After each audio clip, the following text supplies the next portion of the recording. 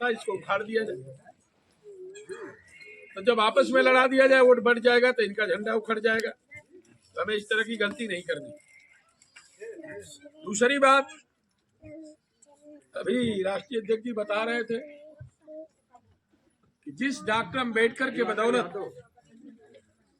इस देश के दलितों, पिछड़ों, गरीबों, मजदूरों, किसानों, नौजवानों सबको सम्मान की जिंदगी जीने का मौका मिला, सर उठाकर चलने का मौका मिला, दुनिया के दौर में आगे बढ़ने का मौका मिला, मास्टर, डॉक्टर, इंजीनियर, वकील, सिपाही, दरोगा, कलेक्टर, कप्तान बनने का मौका मिला, गांव का प्रधान बनने का मौका मिला, मुखिया, मुख्यमंत्री बनने का मौका मिला। अगर पुरुषों को अधिकार मिला तो इस देश की माताओं बहनों को भी अधिकार मिला। आज बाबा साहब डॉक्टर अम्बेडकर और उनके बनाए हुए संविधान के बदौलत नारियां भी अध्यापक से अधिकारी बनी और आसमान में उड़ने लगी। ये किसी देवी देवता भगवान के बदौलत नहीं, बल्कि संविधान के बदौलत। किसके बदौलत? संविधान के बदौलत, बाबा साहब के संविधान के बदौलत। तो नारियां भी आज जो पढ़ने लिखने लगी हैं, सम्मान की जिंदगी जीने लगी हैं, मास्टर, डॉक्टर, इंजीनियर, वकील, सिपाही, दरोगा, कलेक्टर, कप्तान बनने लगी हैं, ये बाबा साहब डॉक्टर अम्बेडकर की देन है। इसी देश में हम लोग को जिस तालाब में पशु पानी पीते थे, पानी पीने की इजाजत नहीं थी, अच्छा खाने पहनने का अधिकार नहीं था, अपनी मेहनत की कमाई का अच्छा खाने और पहनने का अधिकार नहीं था, मेहनत की कमाई की बनाई हुई चारपाई पर बैठने का अधिकार नहीं था, स्कूल में जाने का कहां से अधिकार होता? आज जो कुछ भी हम लोगों को मिला है संविधान के बदौलत मिला है, बाबा साहब के बदौलत मिला है। ये बाबा साहब का पार्लियामेंट के अंदर अपमान करते हैं। जिस संविधान के बदौलत ये पार्लियामेंट में पहुंचे हैं, कहते राम राम किए होते तो तुम्हारी 7 पीढ़ियां तर गई होती। तो हमारे पूर्वज तो जिंदगी भर राम राम किए जब तक संविधान नहीं बना था।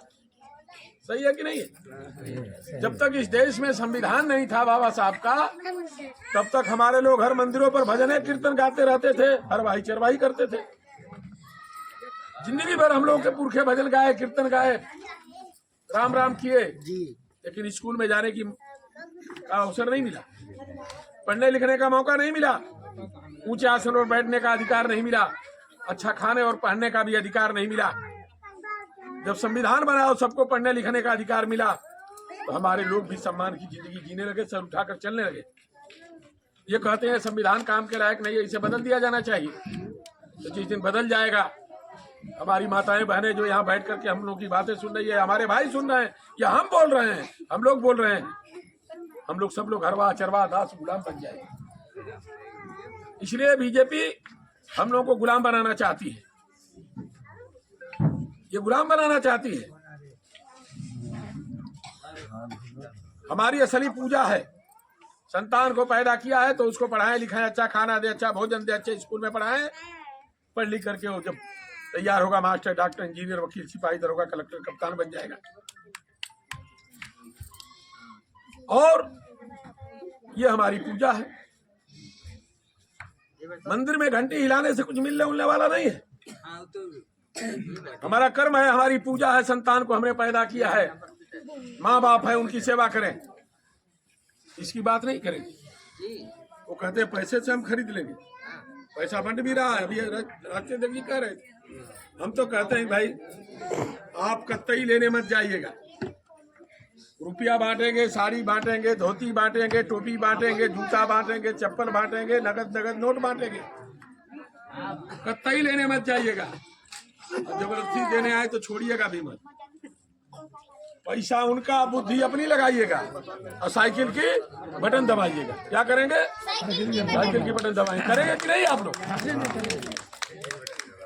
इसलिए लंबी चौड़ी कोई बात न करके हम सारे लोग मिल करके लड़ाई अमीरों और गरीबों के बीच में है। एक तरफ वो अमीरों वाली पार्टी है भारतीय जनता पार्टी, जो धनवानों और बलवानों की पार्टी है, और एक तरफ गरीबों की पार्टी है, जिसमें हम दलित, बैकवर्ड, अल्पसंख्यक सब मिल करके इस देश के वजूद को बचाना चाहते हैं, इस देश को गरीब गुलामगिरी से बचाना चाहते हैं।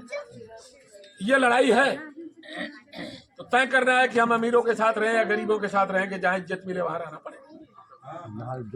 इसलिए एक टीम गरीबों की है, एक टीम अमीरों की है। अमीर हम गरीबों को दास और गुलाम बनाना चाहते हैं। गरीबों की लड़ाई अखिलेश यादव जी लड़ रहे हैं, उन्हीं के पार्टी के अवधेश प्रसाद जी हैं, उनके लड़के हैं अजीत प्रसाद, जिनका चुनाव निशान है साइकिल। आप लोगों से दरखास्त है, कहीं से कोई गिले शिकवे होंगे सबको भूल करके कोई एक वोट बंटने न पाए, एक एक वोट साइकिल निशान पर दे करके अजीत प्रसाद जी को भारी मतों से जिताने का काम करेंगे। अवधेश प्रसाद जी और माननीय अखिलेश यादव जी के हाथ को मजबूत करने का काम करेंगे। ज्यादा लंबी चौड़ी बात न करके आप सभी भाइयों से बहनों से